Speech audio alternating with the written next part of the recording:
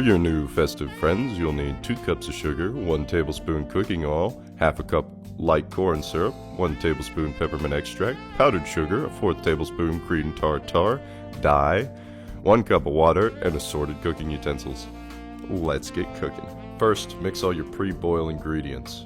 Sugar, water, corn syrup, there we go, and cream of tartar. Once you've mixed all those ingredients, go ahead and stir until homogeneous. It should look something like this.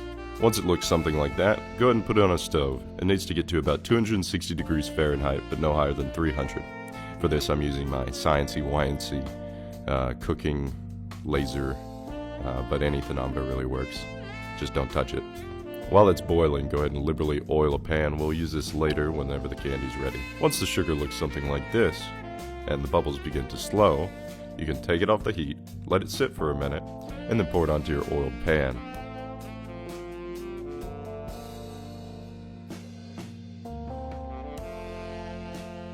While the candy's cooling on a pan, go ahead and pour out some of the peppermint extract on it. The recipe calls for a tablespoon. I think that's a bit strong, but flavor it to your liking. While it's on the pan, go ahead and flip it over on itself to mix the peppermint extract. This keeps it from sticking to the pan and will evenly mix it all the way through.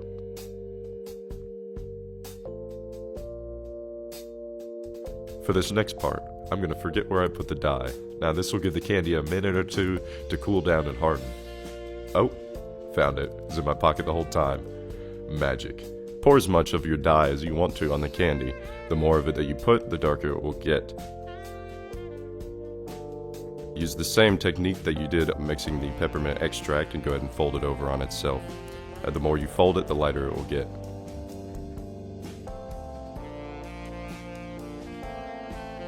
Once you're ready, clean off a large area. This area will be used for molding, so it needs to be covered in powdered sugar. This keeps the candy from sticking to whatever surface you're using. Once your surface is ready, go ahead and scrape up some of the candy that you prepared onto a spoon, a knife, or a fork. Twirl in the air for a bit to let it cool and become tacky, and then drop it down into your surface, ready to mold. You can roll it into a cylinder and start to stretch it out. It needs to be stretched into one long continuous strand. The strand could be any thickness, and the more you stretch it, the thinner your candy canes will be.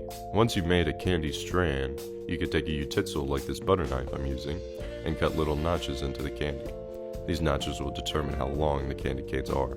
The ends need to be bent into their iconic shapes, and then all you have to do is let it sit for up to 10 minutes and let them harden.